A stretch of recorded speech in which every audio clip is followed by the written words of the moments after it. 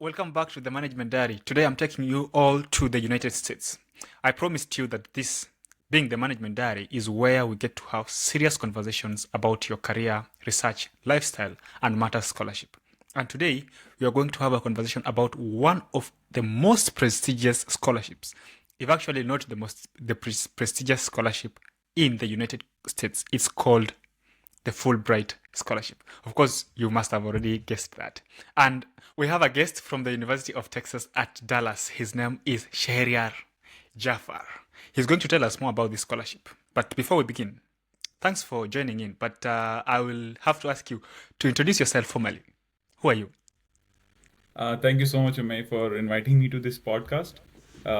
As you have introduced, my name is Shehryar Jafar. I am basically from Karachi, Pakistan, and I did my undergrad in electrical engineering from National University of Sciences and Technology in Karachi back in 2013-14.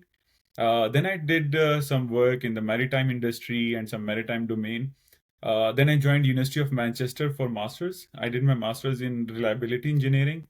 And then in 2022, I started thinking for applying for a PhD. That's when I came across the Fulbright scholarship in Pakistan. After a rigorous procedure, after a rigorous process, I got selected, and now I am doing my PhD in electrical engineering at University of Texas at Dallas. So I started in September last year, and I just got done with my second semester. So you are doing a PhD at the moment. Does it mean that Fulbright is for PhD candidates only? No. So in our cohort, it varies from country to country, but it is for graduate students. So you need to have an undergrad applying in the Fulbright. You can either apply for masters, or if you have a master's degree, you can apply for a PhD as well. So maybe somebody is hearing about Fulbright for the first time. What is this Fulbright? Yeah, so I'll tell you a little story about it. When I was back home and someone would say Fulbright, so I would think that it means full bright, like it is for those students who are full bright. But then when I studied about it, I came to know that it was a senator from the US. His name was William J. Fulbright with a single L. He started this in 46, like almost 70 years ago, more than 70 years ago. So he started this scholarship, and now the State Department funds it. It has like couple of major objectives. One of them is the cultural exchange, and like to inculcate the norms and traditions of the foreigners into the U.S. Structure. So these are a couple of the things which they prefer and which they work on. So it is in almost 160 countries, over in the whole world. The Fulbright scholarship is there. The students apply for those scholarships, both like the graduate students, both for masters and the PhD. So, when you mentioned Fulbright, this being the year 2025, there's a lot of news going out there about the seizing of funding by the Department of State. Is it called the Department of State Yeah, Department. in the United States? So, as a candidate and as a scholar on this program, what is the status quo, so that before we even begin telling people about how to apply, we need to know about what the status quo is? Yeah. So yeah, this has been the talk of the town recently about seizing of the funding for Fulbright and other scholarships.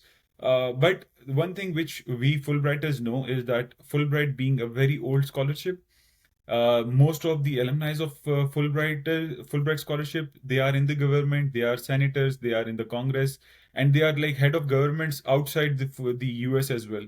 So that cultural exchange thing, which that positive outcome of this Fulbright scholarship, I don't think that is going anywhere. Same can be attributed that right now the induction or the scholarship for 2025 is in progress. Students in various countries, they are getting their placements and placement plans and things like that. And the ad for year 2026, it's already there, like for most of the countries which aligns with their timeline, it's already there. So I don't think that Fulbright is going anywhere because it's such a prestigious scholarship, and like almost all the congressmen and like senators, they support the Fulbright scholarship. So that makes a lot of sense. Some of these things, they have a longer mission than just a 5-year government, and I understand that clearly. Yeah. Now, I am interested in your background. I want to know what led you or what helped you to become a scholar and how you met these qualifications. So I understand you did a master's. Okay, you did a bachelor's first, then you did a master's at the University of Manchester. At what point then did you transition to getting into a PhD? How did you prepare yourself to get into a PhD on Fulbright before we can even start talking about the full details on how you're going to make an application, on what is needed for an applicant? Okay, yeah, I would say this is a very good question. Like the time when I started making my mind for a PhD, I think it was way before I did my master's. Probably in my undergrad, even. Like when I was doing my undergrad, I used to come across my professors, my instructors, those who did PhD abroad, and they had a very broad perspective on how they would take the things, how they would channelize their imagination, how they would process their thoughts. So that really impressed me that this is something which I want to do. But after doing my undergrad, obviously, like when you do your undergrad, you start, building your career, you go into an entry level job, and then you progress on that. So probably at that time, this thought of doing PhD, it probably vanished a little bit from my mind. But then when I came back and did my master's at University of Manchester, that's when this going for the PhD thing, this thought of doing PhD, it got stronger and stronger and strengthened. So I was thinking for application since like 2020, 2021, but like some, like personal reasons and some, personal obligations. So I got the time to apply in 20 for the 2024 induction. And now you're here as a And now scholar. I'm, yeah. Now, tell me this. This is a scholarship for both a master's level and a PhD level. So I understand we have a very wide audience and people who are both interested in both levels. So you being a scholar, you may at least understand the general overview of this. What do I need to be considered as a potential scholar? Let's begin from the master's. Then we can get into the PhD. Okay. Yeah. So for the masters, first and foremost thing is the motivation. Like you should never think that this is some scholarship which you cannot achieve or which you cannot attain or which you cannot get. Okay. Never like don't one should never underestimate himself. One should never underestimate his own story. So that's the first and foremost things. That is the thing which will stop you from even applying and even opening the website for the application. So if you are past that stage, then for the masters, there are a couple of steps for the application. Like in the application, the first thing is you have to fill an online application. In application, there are various steps which you have to follow. So things like you have to write a personal statement, things like you have to write a research statement, things like you have to have recommendation letters. You in some cases in some countries they ask for a GRE score as well. Um, and you should not be a resident of US, or you must not have had this scholarship before in the US. So these are a couple of the requirements which you have to fulfill for the application. um, there are few of the fields which Fulbright does not sponsor. Like in the medicine field, they don't sponsor that. They do sponsor like public health and public policy, those kind of degrees. Apart from that, Fulbright sponsors almost all the degrees which are there in the graduate level.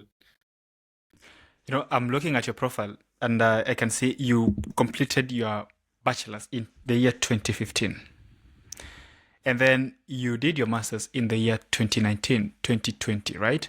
Yeah. Between these two periods, I'm tempted to believe you had sought some experience out there.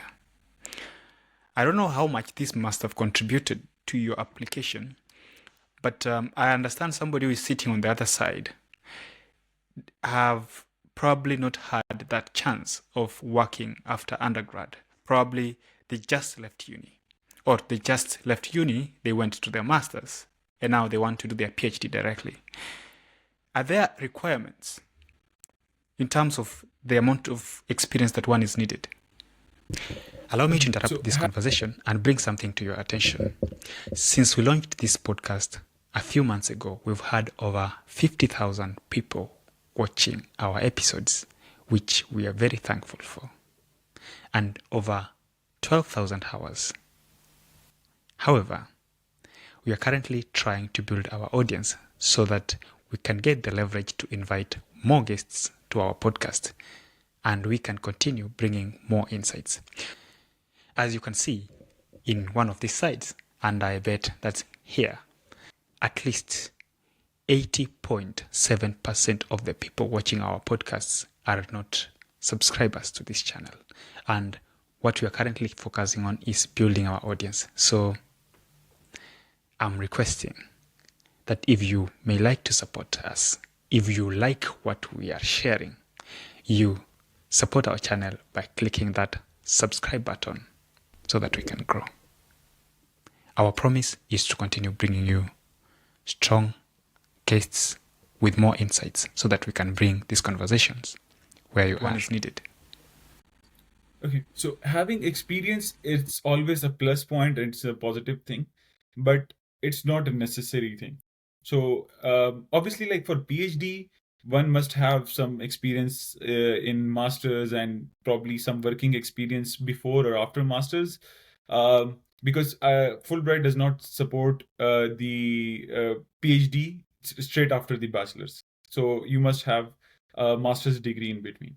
Okay, but for the master's degree, you don't need any experience. In my cohort from Pakistan, we have people who just graduated and did not even have their transcript for the final semester in their hand, and they were selected for the Fulbright scholarships. And then there are people who have had like 8 to 10 years of experience in the field. So it's a vast field. It's like the experience ranges from 0 to like 8 to 10 years as well. The thing is that how you portray your story and how eager are you to do that masters and how that would impact you in especially and your country in general. Like when you go back to your country, how would that support your country? How would that benefit your country? That's the most important part. And what experience you are bringing to the US, like so these it's mutual, it's both ways. So that's the most important thing. What's your story? What do you want to do? What's your research plan? Why do you want to do that research plan? So these are the kind of things which structure your application, and on the basis of which you get selected. Obviously experience is another thing. Like if you have a good experience and you can relate your experience to your masters, that's a plus point, but having no experience doesn't matter. So that should make people smiling. Guys, smile. I can see you. Now, let's now have a more candid and deeper conversation. And this is where people would love to listen very carefully. When you are making these applications, there are things you're supposed to do. And I understand you can't just submit your documents and that's enough for your consideration. So one thing you mentioned from your conversation is there was a personal statement, and also you mentioned a research statement. Before we start deconstructing these documents in as much details as possible, are there essays that I'm supposed to write during my application? Okay, so essays, you need to have a like sort of writing sample if you are applying for research applicants. But writing sample does not mean that you need to write an essay specifically for Fulbright application. So, like apart from the personal statement, the research statement, and the recommendation letters, if you need to, like, if you are asked for the writing sample, you can either submit your thesis or a research paper you published in some journal, or a research or a journal paper you submitted somewhere. So that is sufficient for provision as a writing sample. That need not to be on the same topic or in the same field even, but that should have your name, that you submitted it and it's your indigenous work, so that the applicant, those who are taking the application and those who are looking at your application, they get to know that this is how this candidate writes, and this is the standard of the candidate's writing. So that's the writing sample. Plus, I would like to add that when you get selected, okay, when you get selected in Fulbright, you get through the whole process and your placement comes. Then at university level, there are few universities which would ask you for the essay samples. So in my case, the University of Texas at Dallas were the my application documents, including personal statement, research statements, and recommendations letter and GRE score, was sufficient for me to get admission in. But there are few universities which asks for essays as well. So, but that is on the later stage. For initial application of Fulbright, you don't need to write essays. Now, tell me about this personal statement. You remember you wrote your own personal statement. I believe that. Yeah. What went into this personal statement in as much details as possible? Okay. So, I would like to say that personal statement, it's your story. Okay. You have to tell your story. One thing which most of the applicants do wrong is they think that it's a CV in a paragraph form. No, it's a story. You have to show your motivation for applying. You have to use specific examples. How did you reach to this point? Okay, so it's not about just that telling your experience in paragraph form, that I started working in year 2018 and I worked on this thing, and in 2020 I did this, and 2021 I did this. No. Okay, personal statement should encompass your whole story. Okay, it can start from beginning, it can start from your childhood even, that where did you grow up, how did the growing up in such environment transformed your personality, how did the learning which you had in your childhood or in your adulthood led to what you are right now, and how it influenced what you are going to do in the future. Okay, so this is like a complete story of your life. It's just not about CV in paragraph form. It's not about telling your experience in paragraph form. It's more than that. So one should draft and their personal statement in a very very serious way. So like they should write it down. They should see they should see that, okay, is it telling my whole story or not? Is it who I am? Is this paragraph representing? Because keep in mind that those who are checking your application, those who are grading your application, they can't see you, they can't talk to you, they can't interview you. So that piece of paper on which you have your personal statement, that introduces you, that tells them that who you are. So it should encompass like your whole life story, your motivation to do what you are going to do, how the environment and things have influenced that. So yeah, so these are the few points which I would like to say. So, how many words do I have here so that I can know how much legroom I have to explain all this? Okay, so it's 750 words. You have to write your story in 750 words. The when you are asked to write something, and if you are not given any word limit, you can go on and write length of paragraphs on. But when there is there is a word limit, you have to be very serious, and you have to see that how you have to transform everything in that word count. So it's the word limit is 750 words, and I think that's more than enough. 750 words, that's more than enough. That's like almost 1.5 page of an A4 size paper, and you can write like your life story in that time, in that limit. Yeah, I know 750 is, sometimes I say it is not too little and at the same time not too much. Yes. Because some people actually struggle to fill that space. But then if you think about it very carefully, you have a lot of things to say. Or you should at least find a lot of things to say. But again, you should make sure that the things you're saying are the important things, because once you run out of the 750 words, you may end up leaving the important things out. Closely related to this personal statement is one thing you mentioned called a research statement. What is the difference between these two? Okay, so in personal statement, you build up your life story and then you end up that what you want to do. So whatever degree you are applying for. So I would give you an example over here. So let's say you want to apply for a degree in public health policy, something like that.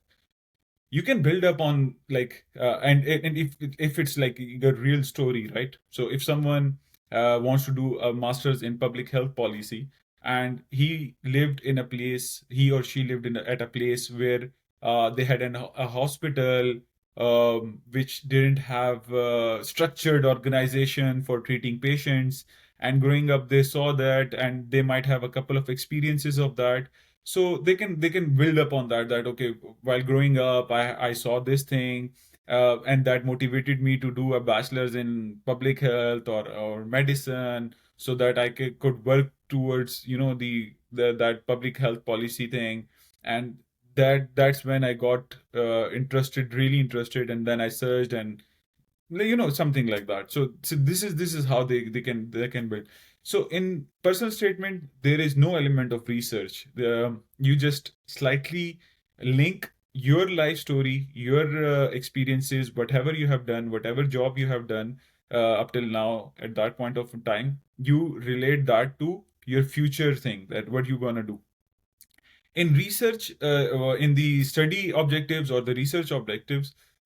You have to be crystal clear about your goals.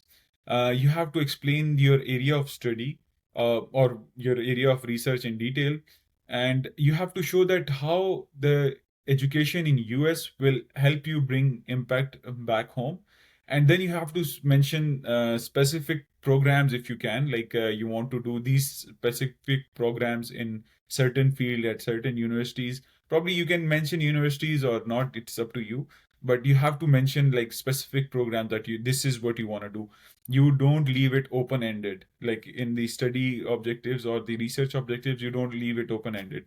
Okay, you have to tell a specific, like I don't want to do masters in power engineering, okay, or masters in a certain field like that, so you don't leave open ended. So the main difference in personal statement and research or study objectives is that in personal statement, you talk about your life story. How did you reach to this point in time? How did your background affected the thing you're gonna do? In the research objectives, obviously you have to tell about your research goals, what you want to do, how you want to do it, okay, and where you want to do it, what would be the impact of that research when you come back home. This is a very important perspective of that. So that you, yeah. Oh, sorry if I had cut you short, but I usually like working on the assumption that my listener does not know anything. So I have a blank sheet, right? Okay. And in this blank sheet, this is where now I'm going to write my research statement. Mm-hmm. So, assuming this is the sheet, Okay. where should I start? How do I go about it? Okay. So so if you are changing your field, right? Like you did bachelor's in, let's say, engineering, and you are going for master's in business administration, okay? Then you need to figure out a point in time in between your bachelor's and master's. Where did your thinking change from being an engineer to become a business graduate? Okay, so you have to go to that point. So let's say you did your bachelor's engineering and you started working in a firm and as a business analytic job or something, and that's when you got to know that there are shortcomings in your degree of your bachelor's of engineering, and now you want to pursue a master's in business. Okay, so that would be your starting point. Okay, so you'd say that I did my bachelor's in engineering. When I started this job, I came across these challenges. you can number them down, or you can just write them in a paragraph that, okay, I came across this challenge, and this challenge. That's when I really started thinking that if I go for a master's in business administration, that could really help me, and that could really help the firm or company which I'm working for. And so yeah, that could be a starting point. If not, if you're not changing your field, and if your field is constant throughout the time, so let's say for me, I had my bachelor's in electrical engineering. I had my master's in reliability engineering, but that is sort of related to electrical engineering. And I was going to do my PhD in electrical engineering. So my point started, or my story of my research statement started from my bachelor's. That while I'm doing my bachelor's, I did these things, or these projects, which really influenced me to think about doing a PhD in future. Okay, but down the line, I got connected to then you can tell your story of the job, that okay, after doing in my bachelor's, I did my job. In that portion, you don't have to tell about that, okay, I worked there, or like you don't have to tell your general things. You have to tell very specific things, that okay, I started working in a maritime domain. There I worked on few electronic equipments, and then I came across these challenges while maintaining those equipment. That led me to do my master's in reliability engineering.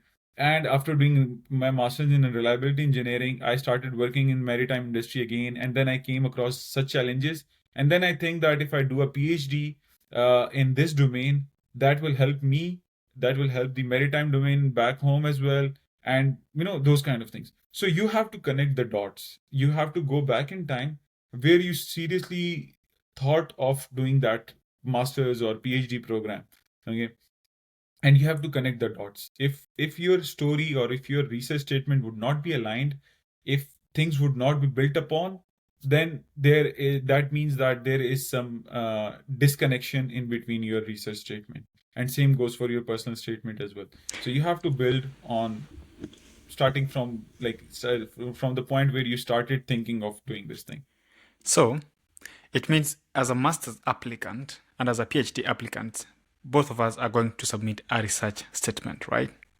Yeah. Okay.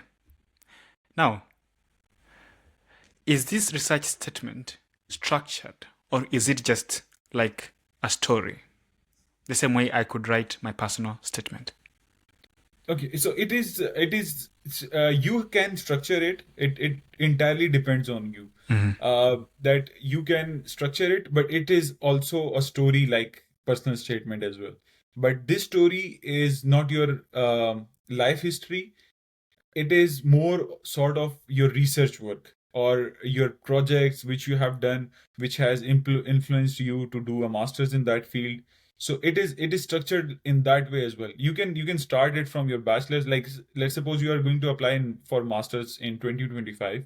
You did your bachelor's in 2021, and then in between these 3 years you started working at, like, let's say you want to do a master's in power engineering. Okay, electrical power systems or thing like that. And you did your undergrad in 2021. You started working in a hydropower plant after that, let's say. Okay, so then you can start from bachelor's, that okay, when I did my bachelor's, in my bachelor's I did my final year project in this field. And from that I got to know that okay, hydropower plant works in such way. Then I did my job in hydropower plant, and then in during those 3 years I, I I got to know that this is how it works, but I had my limitations in this point. That's when I thought that if I do a master's in power, in hydropower or power engineering, that can overcome those deficiencies I have, and then I can implement that skill which I learn in my master's in such way. So Yeah. that Okay. this is Sorry. like, this is a very structured way of doing your research statement. You write your experience, you write why, like let's suppose you think that you are good to go, like you have everything, you want to know. So then why you even want to do your masters? Okay, so you have to tell what you did, the shortcomings in your research or shortcomings in your skill level. Then how you gonna overcome those, or how you gonna learn those skills. That's why you thought of doing an advanced degree, a graduate degree. in the US, and how would that benefit your country? How would that benefit your company? How would that benefit yourself even? Okay, so this is how you have to structure your research statement, you know. So I think whoever wanted to get as much information on that has already gotten it, and I think that is comprehensive enough. I could say I can see myself writing one if I needed to. You see, you mentioned recommendation letter.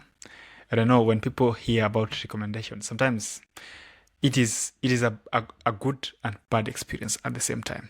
One is you don't know who is going to be a good recommender for you, and two, people fail to get this timing right, because there are funding opportunities that probably want you to submit your recommendation with your application. So if you get it wrong, you're going to miss it.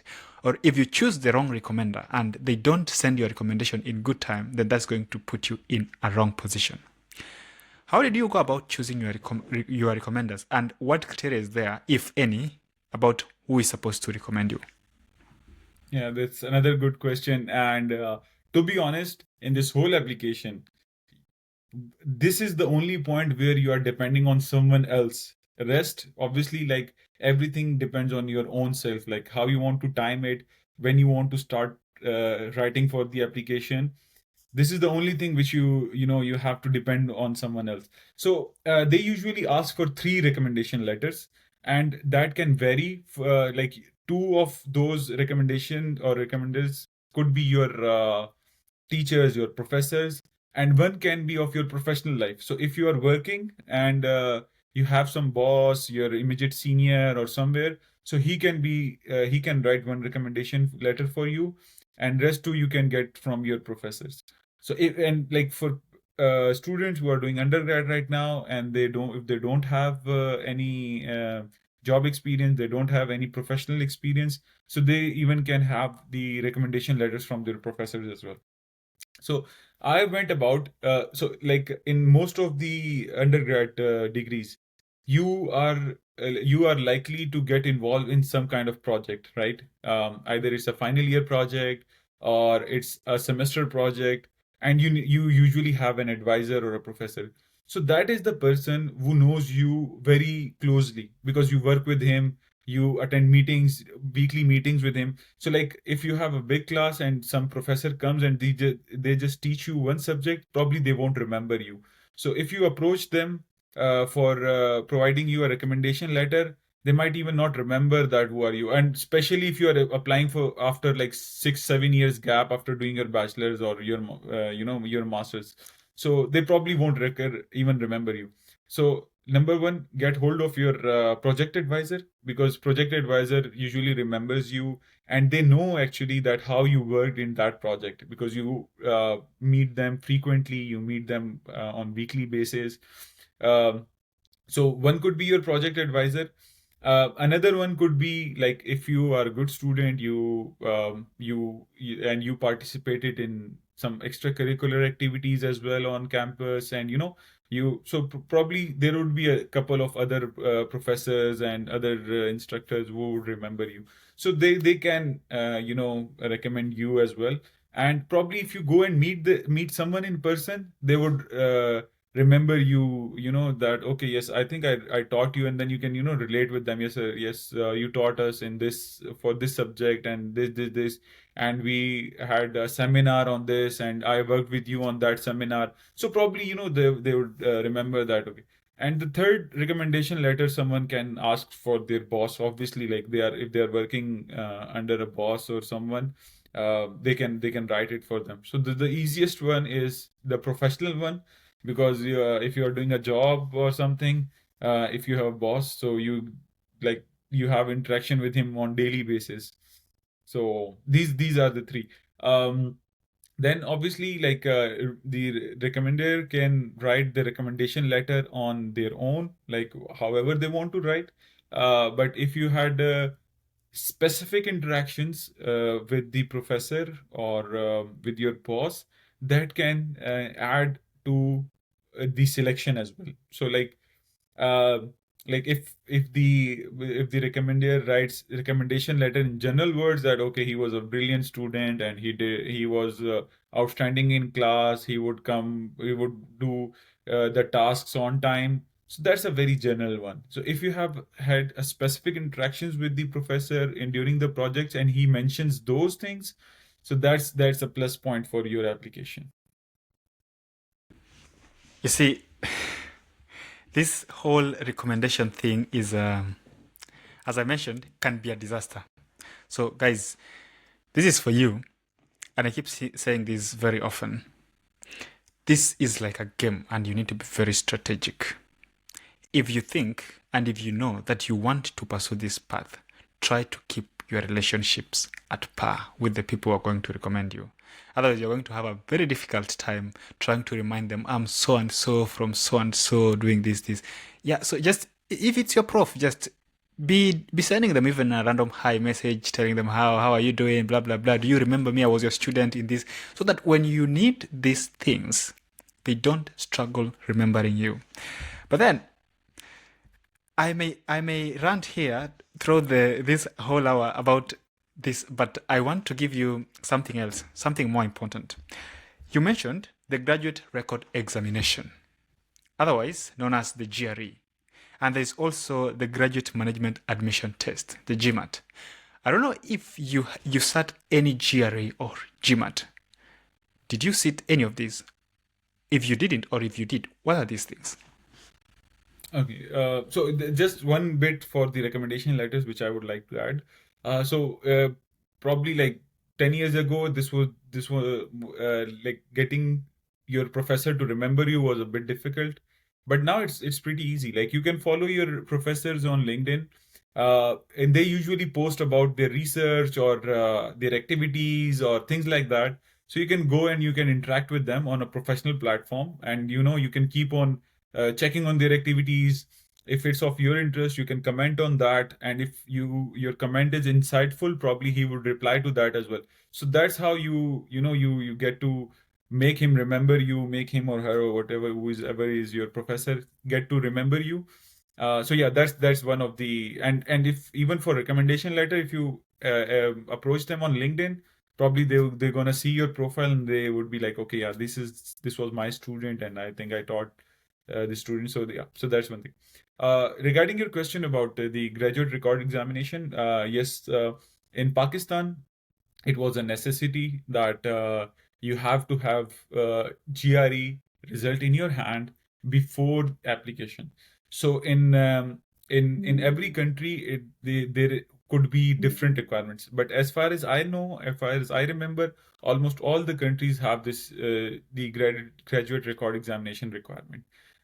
So those who wants to apply, they have to think that they have to uh, apply. They have to plan well in advance, so that, and they have to book their test well in advance so that they have the marks or the result before the deadline of the application. Okay. So coming over to the GRE, what it is. So in the US and in other countries as well, like Germany and some European countries, if you are applying for a graduate degree, like master's or PhD, you need to have this GRE exam and its score or its result with you. The GRE exam for Fulbright, the okay, so the it has two parts. One is the verbal section, and one is the quant section, which is also called quantization section. So these are the two parts in the GRE. It is scored out of 170. So 170 on verbal and 170 on quant. So that makes a total of 340 points. Okay. So in Pakistan, the requirement for application was 145 points on verbal and 145 points on quant. Probably they usually change it every year. So the year I was applying, it was 145 and 145. So that makes a total of 290 points for the GRE. It can vary from country to country. And there are two types of GREs. One is GRE general and one is GRE subject specific. So usually in most of the cases, the application accepts GRE general. So you have a verbal section and you have a quant section. Um, there are different websites and different institutes in most of the countries.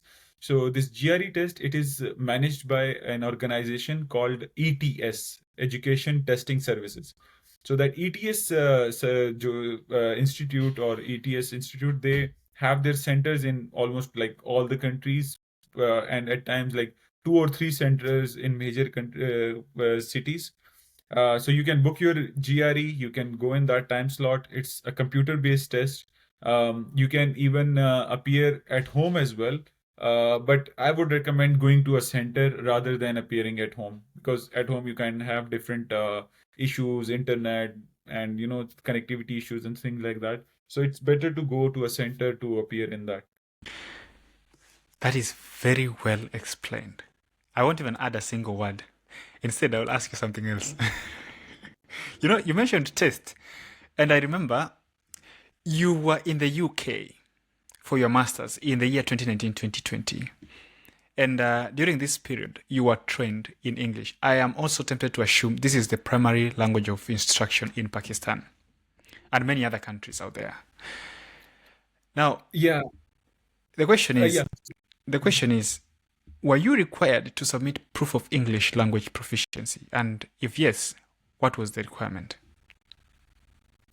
Back in masters, when I was going for masters, there was no requirement of GRE or any testing apart from IELTS. University of Manchester required IELTS exam to show my proficiency of English. But while applying for the Fulbright application, you don't need any requirement for the English proficiency. Once you get selected, they are called for interview, and after you are done with your interview and you are selected as a final candidate, that's when they ask you to appear for an English proficiency exam. So they usually ask you to appear for TOEFL, which is Test of English as Foreign Language, TOEFL. So they would ask you to appear for that, and so for the application, if the GRE is required, you pay for GRE and everything from your own pocket. Okay. Once you get selected, so if they ask you to appear for TOEFL, they would provide you a code or a link to register for TOEFL. So that's like free of cost as well, paid by the Fulbright Commission in your country. So that's like free. So they ask for TOEFL, and it depends really that what universities are there in your plan.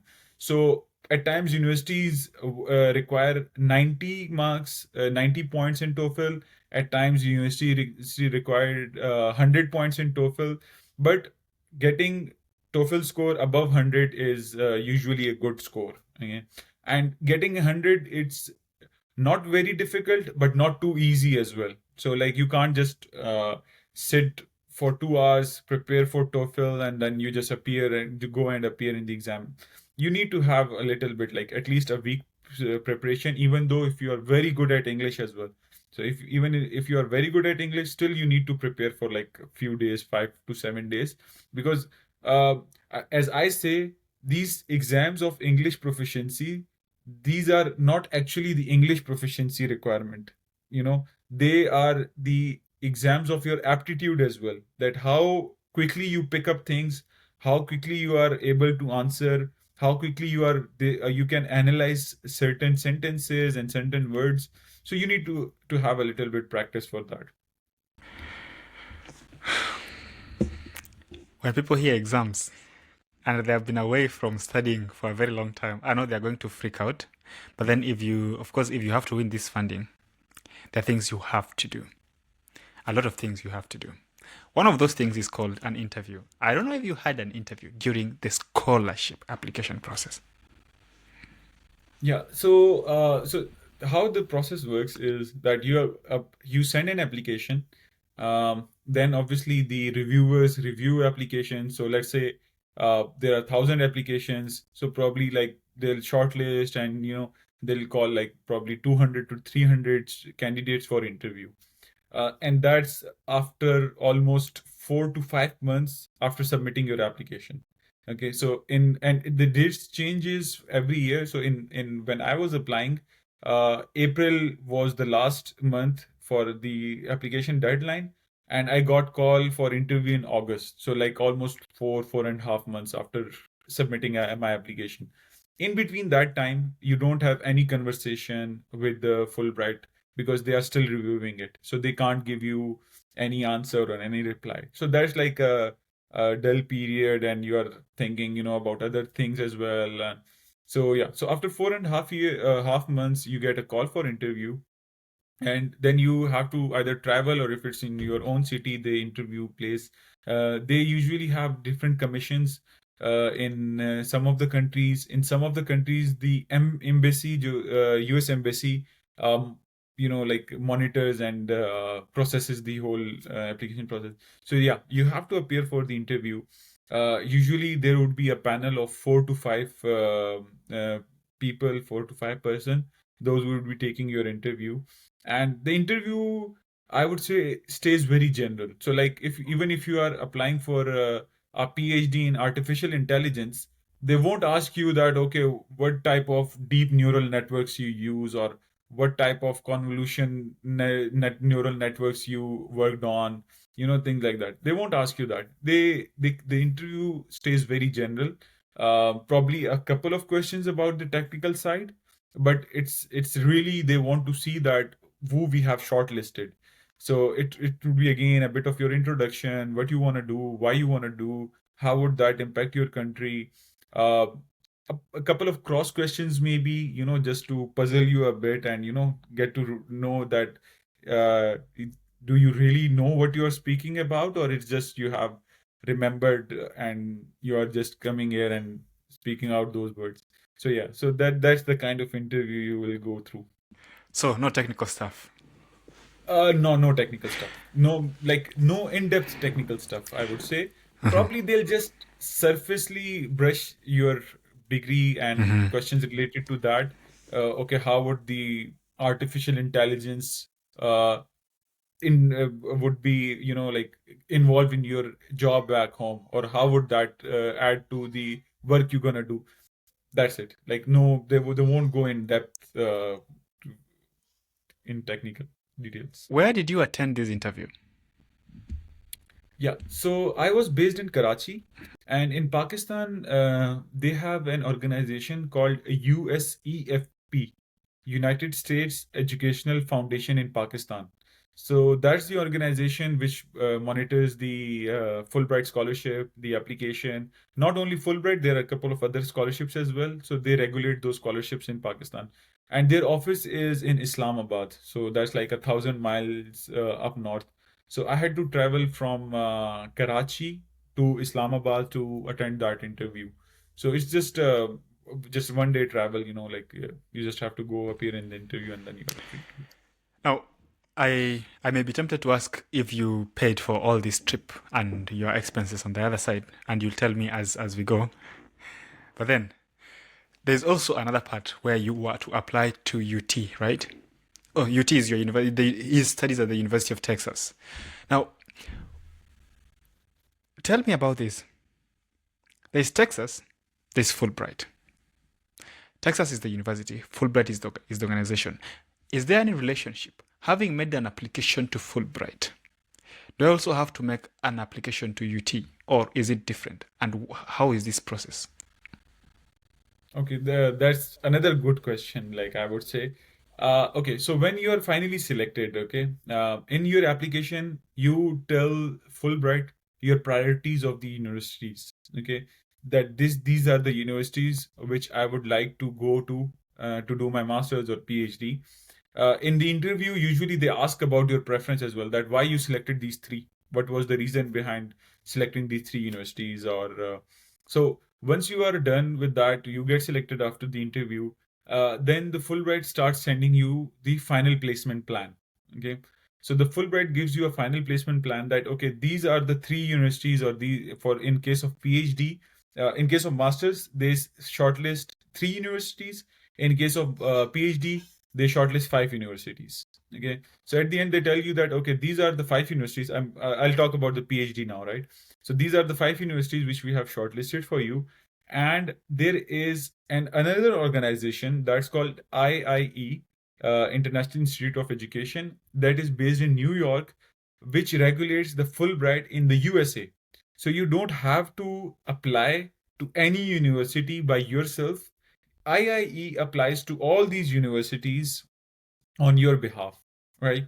So for me, they gave me five. They told me that okay, these are the 5 universities which have been shortlisted for you, and then as the time passes by, they tells you okay, you have been selected in this university, you have been rejected in this university, you have been selected in this, you have been rejected in this, you have been selected in this. They tells you the complete selection, and then at the end they tells you, because now the ball is in the court of IIE, so they are the final authority to send you to university. Okay, so they select the final university for you. You can talk and change your 5 universities, the placement plan, but you cannot ask them to place you in a certain university. Okay, so it's upon them. In some cases, so in this whole process, I did not have to go even open the UT Dallas website for application. I didn't have to do anything. But in few cases, where as if you remember when we talked about the essay writings, okay, so in the Fulbright process there is no essay, but in few universities, if they ask for essay, then IIE contacts you and asks you to go onto the portal and write those essays. Because obviously the IIE doesn't have your essays. They have the rest of the things. They have the recommendation letters, your personal statements, research statements, and etc. They upload those and they ask you to write essays. So that's the only point in your application process where you have to upload something on the application portal. Otherwise, if there is no essay requirement, you don't even get to know that how at what point your application process is. You just get to know the final result. I think that is the most cleverest thing these guys have done about it. It saves you a lot of trouble because I can only imagine this going back and forth again, trying to find a university for yourself. Sometimes you get rejected. By the way, do you get rejected? Are there chances that you can be awarded the funding and still get rejected by universities? Yes. So there is, I would say, 0.1% chance that you will get rejected. 99.9% times you will be selected. Okay, so this is how it works. The IIE, they are very clever people, as you said. So if they are like, if you are a master's student and they have shortlisted 3 universities for you, obviously they know your profile. Obviously they know your GRE score. Obviously they know where you're gonna end up. Okay, so if they are applying for those three bachelors, well, like the 3 universities for your masters, they will keep one university as your backup university. I would say, one university which would have a little bit lower rank, or which have acceptance rate, a high acceptance rate, so that if even if you don't get into the other 2 universities, you still have a safety plan, a safe school, which will obviously accept you. So the selection or the placement plan they design is in such way that usually no applicant or no student gets rejected. So it did not happen in my cohort, but I've heard that a few students in previous cohorts of Fulbright, they got rejected because of this. But it's very rare because the placement plan is made in such way that you get admitted into one university at least. So how long did this whole process take? Oh yeah, so Beginning it's from it's your a very first instance, like. yeah, it's a very lengthy process. So I would tell you the timeline. So in my own timeline, okay. So January 2023 was the time when I started thinking about applying for the Fulbright. That's when I started preparing for my GRE and I started preparing my application and research statements and contacted my professor and boss for recommendation letters. So from January till April 2023 was my application tenure. That's where I was working on my application. April 2023 till August 2023. That was a null period. There was no activity going on in that. August 2023, I got a call for interview, um, and the interview date was after a week at the end of August 2023. September 2023, I got an email that I've been selected as a principal candidate. Uh, that's when the rest of the process starts. So then they ask you to appear for TOEFL, and they give you a timeline, usually in November. Then you appear for TOEFL, and then there are some other processes like medical, like some tests you have to do, some medical records you have to provide to Fulbright, as like a normal international student would do. Then if you are going with the dependent, then you have to show some funding because Fulbright does not fund the dependents. Then you have to show those fundings and then some other paperwork. So usually in March or April the following year, you get your final placement of the university, and then you start preparing for your visa documents, and then Fulbright usually gives you an appointment at the US embassy, and then you go and appear for the visa interview, and then like you are almost done with everything by August that year, and then you obviously leave because the semester here starts in August in most of the universities, so you reach US in August the following year. So if you start January of one year, like I started in January 2023, I reached US in August 2024. So that's like almost a year and 8 months. So the whole process takes. You mentioned a very important document that everybody who is interested in this scholarship would at one point think about. It's called the visa. So you said the visa is arranged by, okay, at least most of the process for the visa is arranged by the funding organization, that's Fulbright. Did you at any point need to make any payment towards this? That is one. And then, on that regard, also, how was the visa application process like for you on your part? Yeah, so personally, no, you don't have to pay for anything for your visa. Even those Fulbrighters who are bringing their dependents with them, they even don't have to pay anything for their visa process. I'm talking about the visa fee and the application fee and things like that, or the service fee. You don't have to pay for anything. Even you don't even have to worry about the interview dates, the appointment dates, because in most of the countries, the US visa appointment, you don't get it very frequently. Like there is a waiting time of anywhere between 6 months to a year and a half, something like that. So the visa appointments even are managed and by the Fulbright Commission in your own country. So they'll give you the visa appointment, and they'll even like they'll check your documents as well, that if you have correctly filled everything, and they'll support in that. It's just that you have to, on the day of interview, you just have to take all those documents with your passport, and then just have to go in the embassy for the interview. And obviously, like when you go there, so when you said it's a prestigious scholarship, that's when you started seeing it, that it is a prestigious scholarship, that they tag your passport with a Fulbright tag, and like not very special treatment you get, but at least you get separated as a Fulbright candidate. And I suppose that is one of the reason that in the interview, if like most of this, like 99% of the candidates, they get their visas approved then and there on the spot. There are a few candidates probably who would go into the administrative processing, but like most of the students get their visa approved at the spot. Yeah, there are a lot of stories about US interviews and visas, but that is for another day. Now, you've taken us through a very comprehensive process, and I believe somebody who is interested in this funding has really gotten a lot of information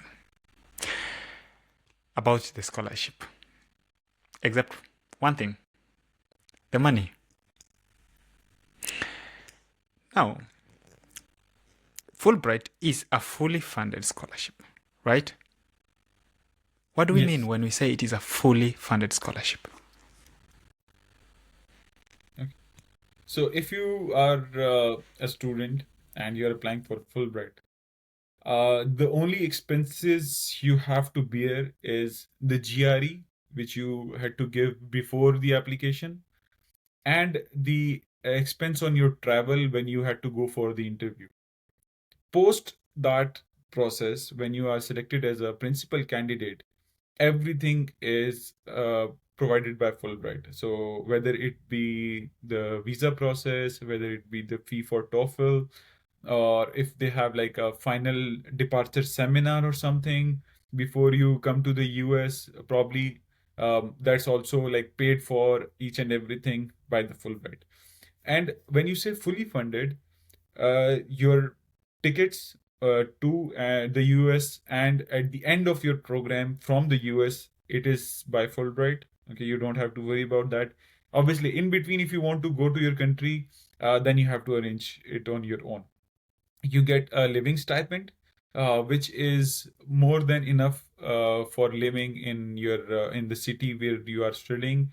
That stipend is for your living, for your traveling, for your groceries, food, etc., etc. Then Fulbright pays for your tuition fee in entirety. You don't have to worry about a single penny of your tuition fee. Fulbright pays for your health insurance as well, so you don't have to worry about any health insurance or health related things. Then Fulbright pays for your books as well. So like every at the start of every year, if you have a requirement of books for your degree, Fulbright pays for that. And at least when you come for the first time, Fulbright pays you to get a laptop as well or a computer as well. So Fulbright pays for that. So I would say like it like yeah, it's when you say it, it's a fully funded, so you don't have to pay anything from your pocket after you are selected as a principal candidate. You know, there's something called accommodation. I'm still waiting for that part. Who arranged your accommodation and who pays for it?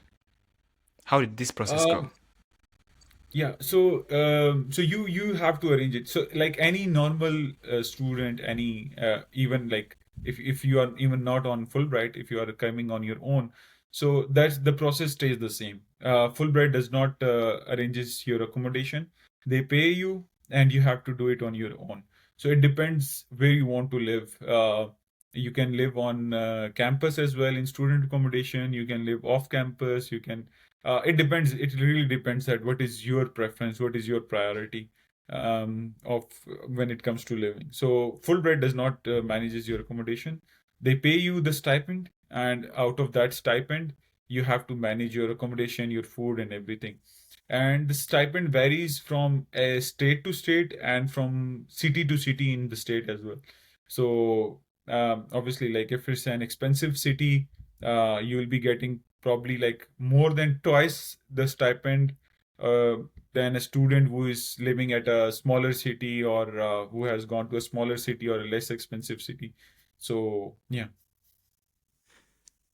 You see, I don't know if you can do the math. What proportion of this money goes into an average accommodation? Yeah. So we have done our math when we were coming here. So our cohort did the math, and it's approximately 60 to 70%, 60% I would say, of your stipend, monthly stipend goes into the rent. Okay, rent and bills, I would say. So you are left with 40%, which is, I think, if you are a single individual, I think that's more than enough.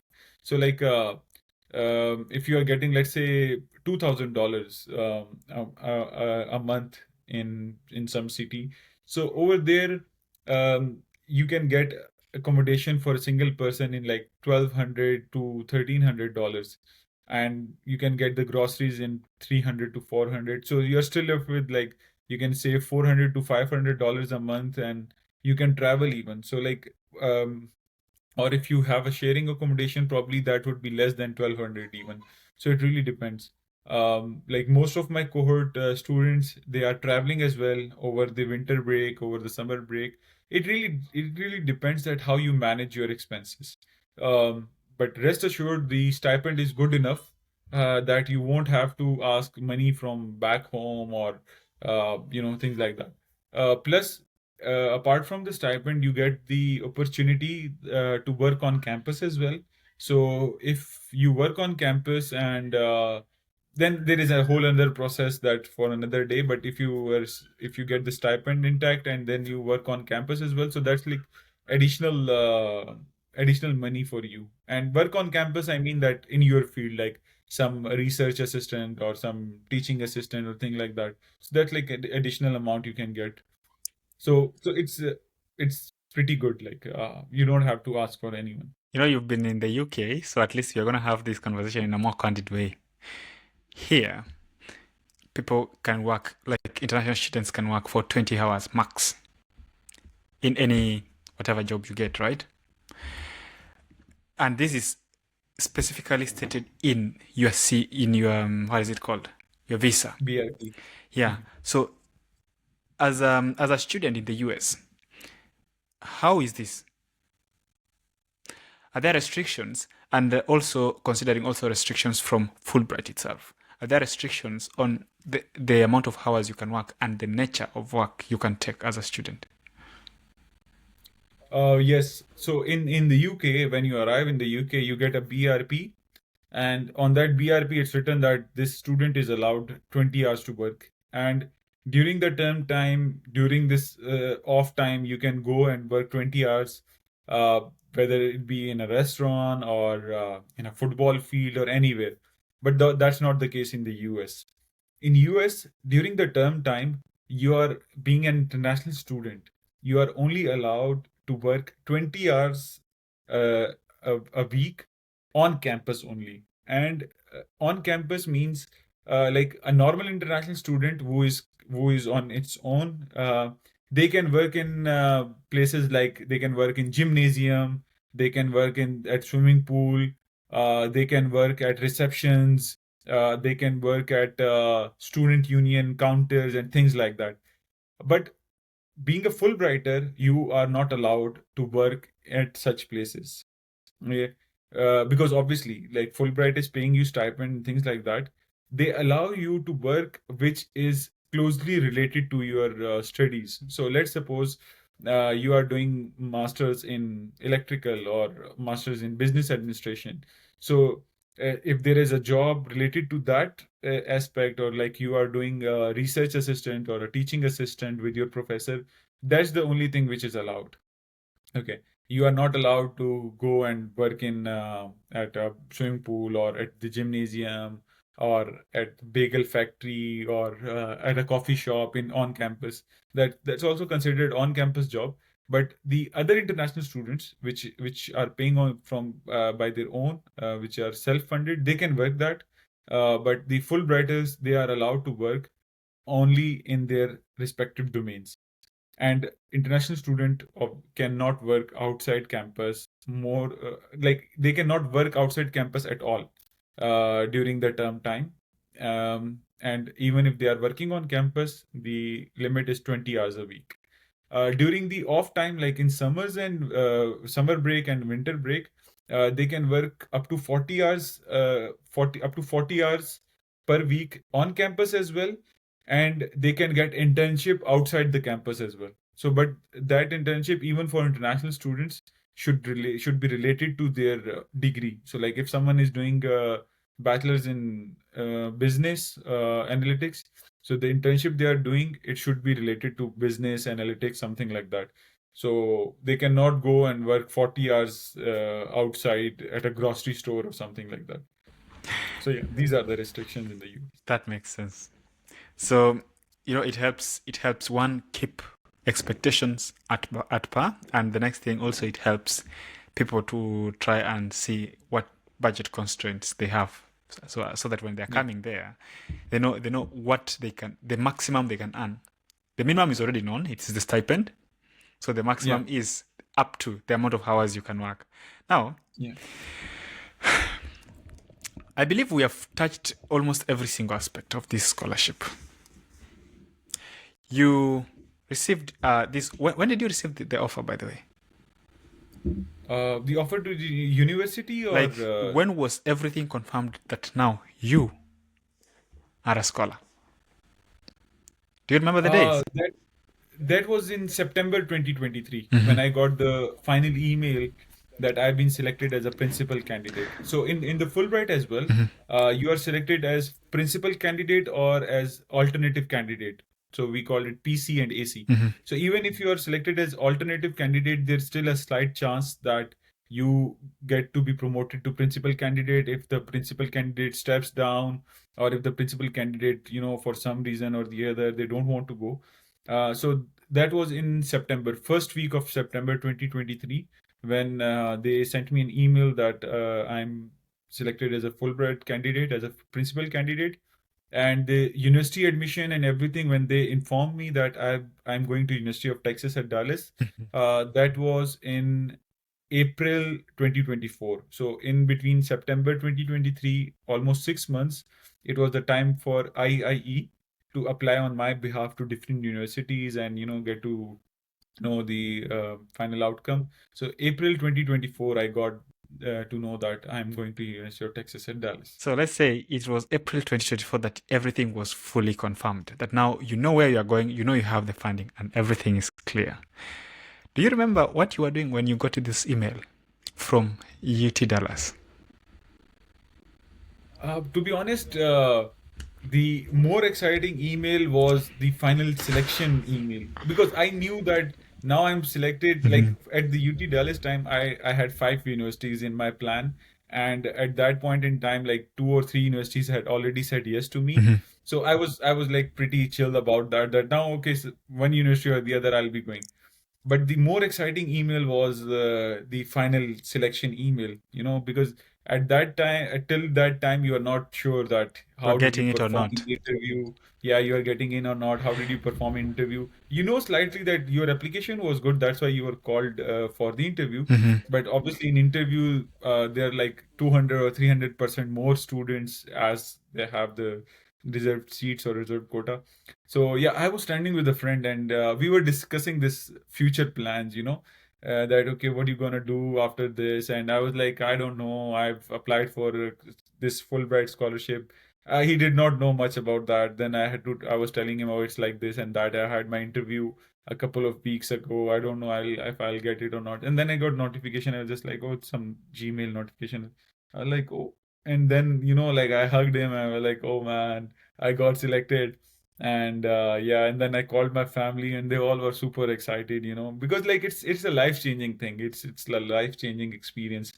You coming to one of the dream countries in the world for researchers, for scholars, for students. And obviously, like if you are going coming on scholarship, like Fulbright, and you don't have to worry about anything.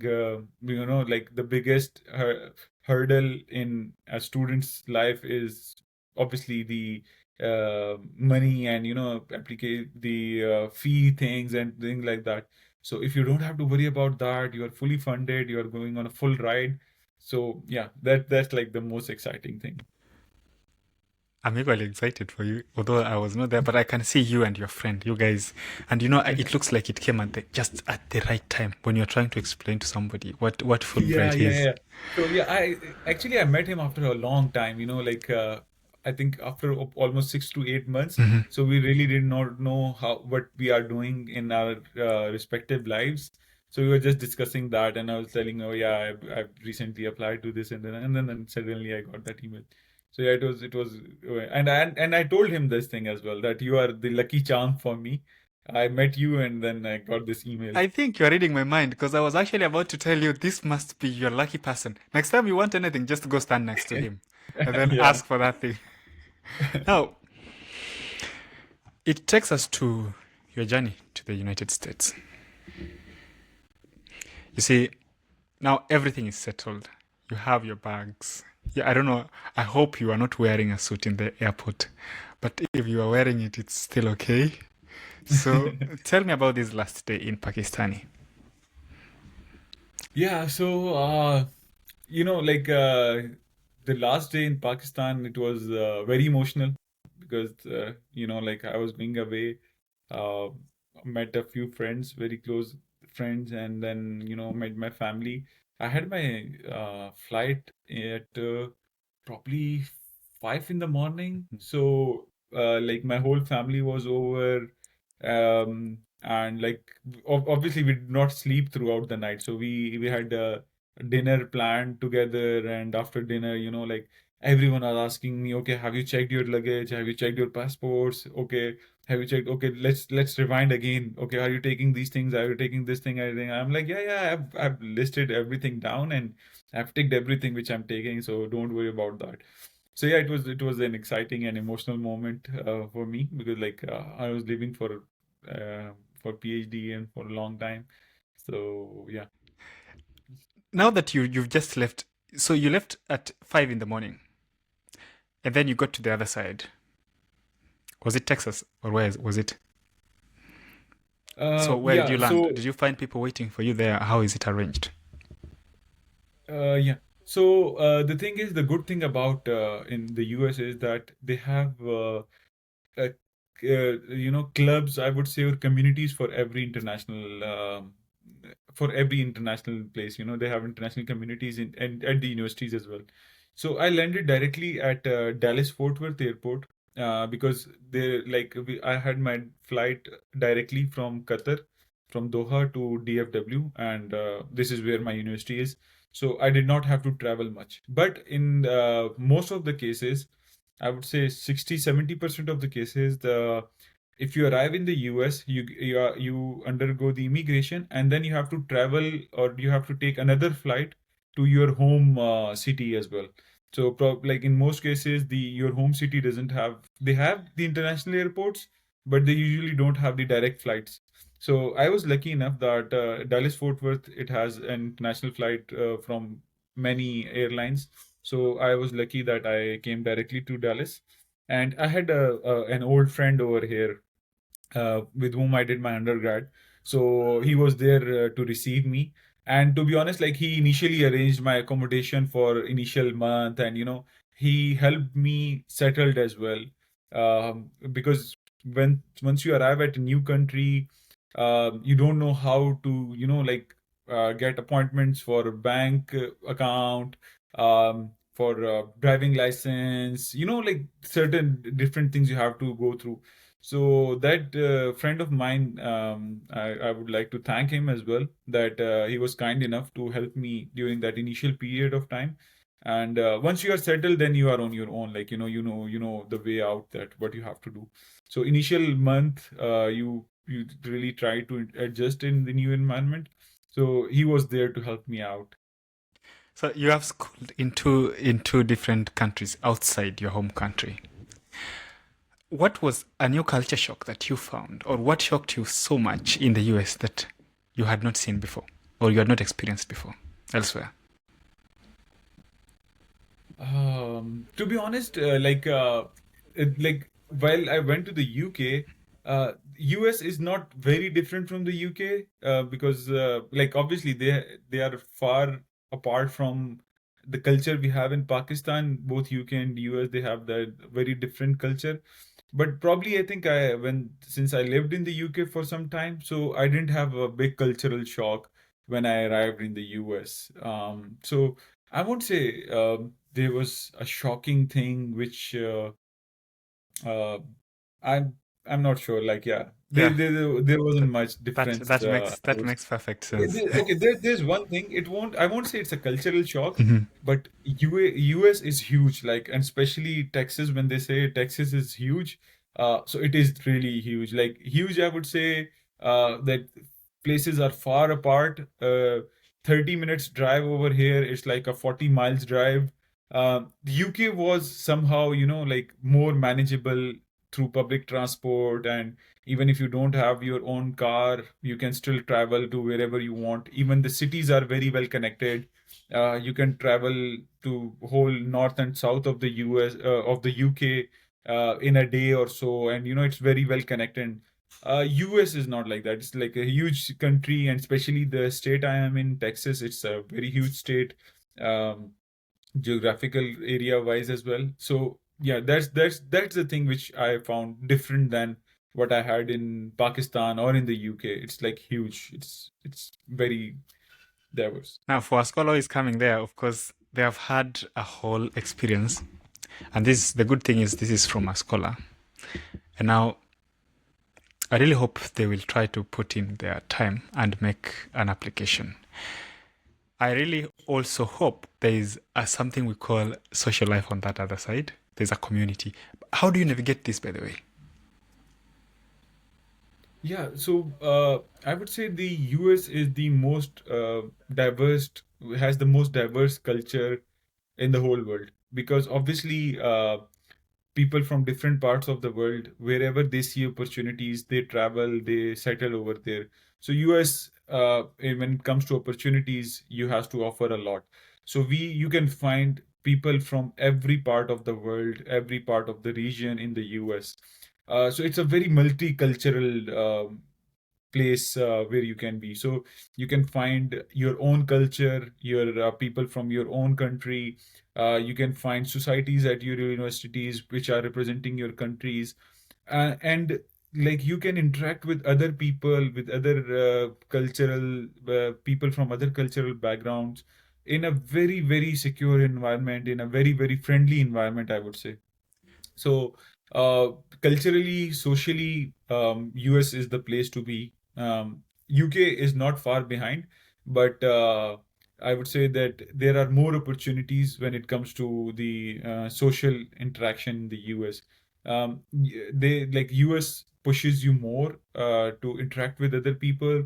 They have certain organizations where they have their weekly meetups on campus where they interact with each other. They have like a buddy system where they make friends with the international community, with people from different backgrounds. Now, Yeah. I've listened to you for over 80 minutes.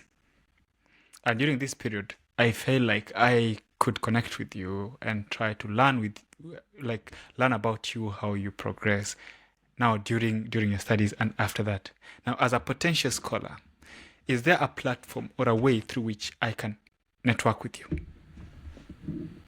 Yeah, I'm free to be contacted. Like the those who are listening to this podcast, they can connect me through LinkedIn as well. My LinkedIn is the same, my name, Shehryar Jafar, which is on the screen as well. So they can connect me through LinkedIn as well. And they can approach me whenever they are drafting their applications. I would try my best to, if I can go through their application, or at least I could guide them a little about how to draft their applications and how to follow the timelines. Or at least I would be able to guide them through some resources which can further help them in drafting the application. So they can connect me through LinkedIn. Yeah. Yeah, they will actually, as usual, we usually say you will find the links to his profile in the description of this video. You'll also find the links to Fulbright Scholarship in the description of the video. So, guys, just check the description. You will find all the necessary information you would need. And now, as a parting shot, what would you say to this listener?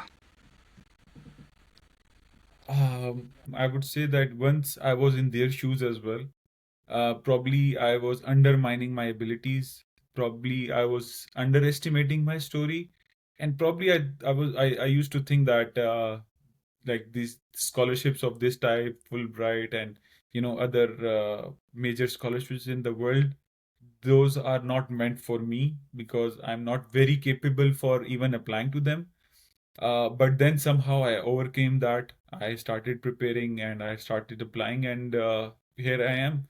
So I would have one suggestion only, that never underestimate your story. Never undermine yourself. You have what it all it takes to be here, to get selected for this scholarship. Those who are already here, they probably had some skills, some exceptional skills, but you have those as well. Okay, everyone has those exceptional skills. It's just they have to discover those, and it's just about the story of your life, how you portray that, how you can impact the reader's mind, and how you can benefit your society. So that's all it takes to apply for this scholarship and get selected. So, that was Shehryar Jafar, and this is the Management Diary. I'm your host, Omai Joseph, and until we meet again in the next episode, bye-bye.